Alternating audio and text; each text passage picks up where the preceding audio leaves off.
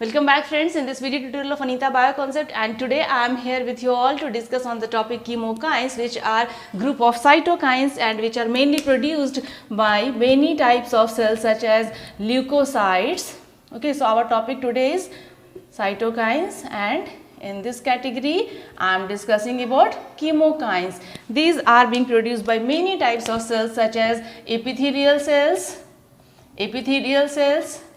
endothelial cells, fibroblast, as well as leukocytes. Okay, so these are the main producing cells of chemokines. These are the producing cells of chemokines. Okay, so what is the main function of chemokines? As I have told that chemokines are those group of cytokines which are mainly responsible for these chemokines are mainly responsible, and these are the cytokines, these chemokines are those group of cytokines which enable the migration, migration of leukocyte from the blood to the tissues, migration of leukocytes from the blood to the tissues, where at the site of inflammation, migration of leukocytes from the blood to the tissues at the site of inflammation. So this is the actual function of chemokines. These chemokines are responsible for the migration of leukocytes from the blood to the tissues and at the site of inflammation. Okay, so this is the main function of chemokines, but there are some other functions also, so I will be discussing about its other functions also. They have the affinity for integrins. Okay, they have the affinity for integrins, and where these integrins are present on the leukocyte. Okay, on the these are having affinity for the integrins which are on the leukocytes,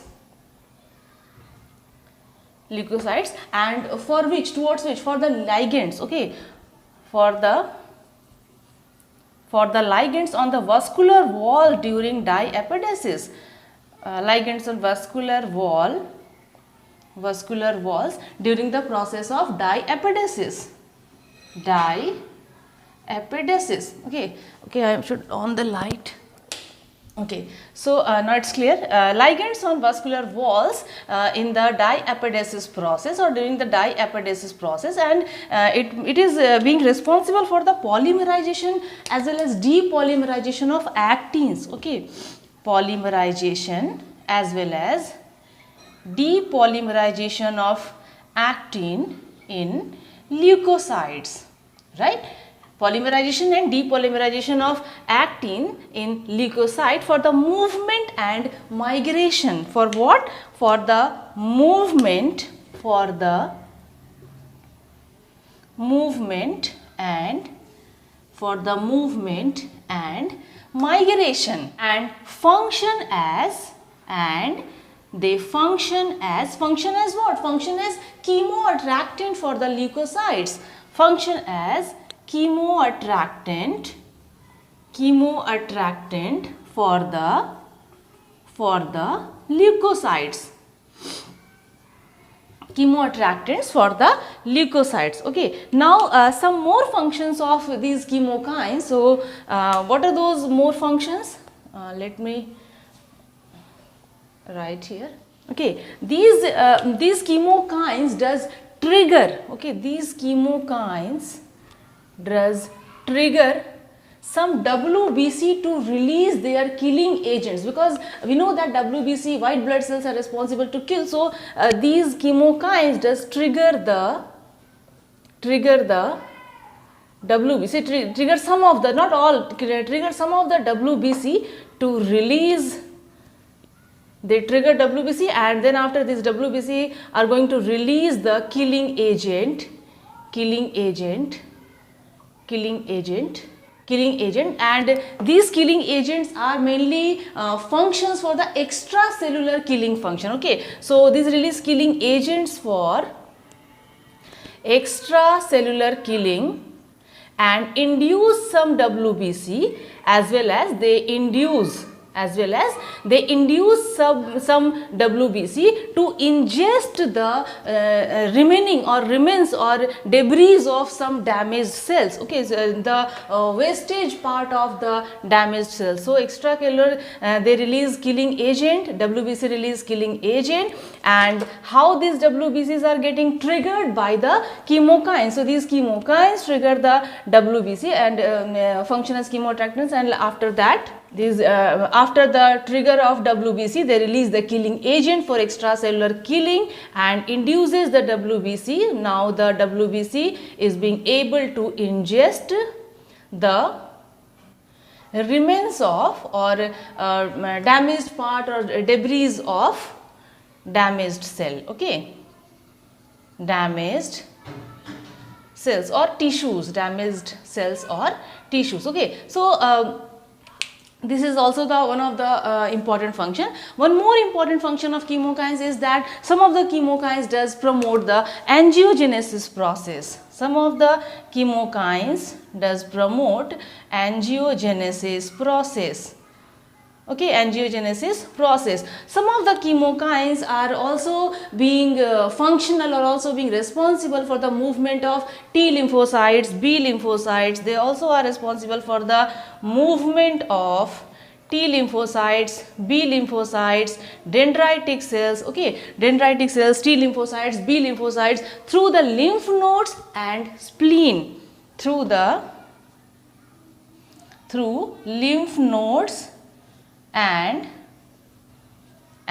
spleen. So this is also one of the main important function of these chemokines. Okay, and so these all are the functions of chemokines. And one more important thing, when produced in excess amount, sometimes what happens, these chemokines are being produced in excess amount. So this is not the normal condition when they are produced in excess amount. Okay, so whenever they are produced in excess amount,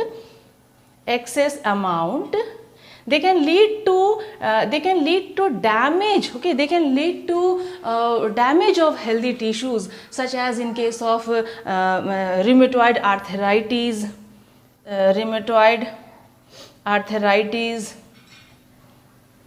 asthma, and septic shock. Okay, septic shock.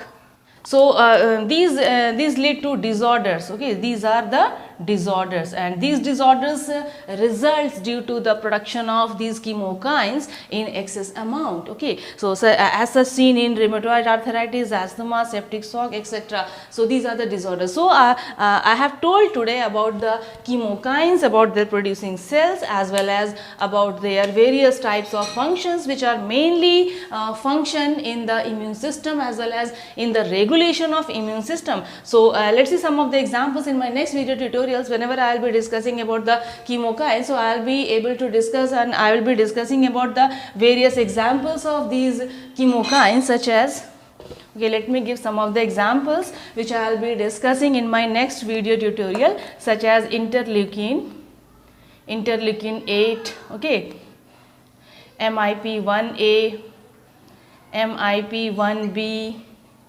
MCP-1,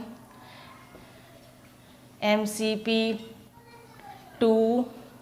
MCP-3, okay, GRO-A, GRO-B, then GRO-G.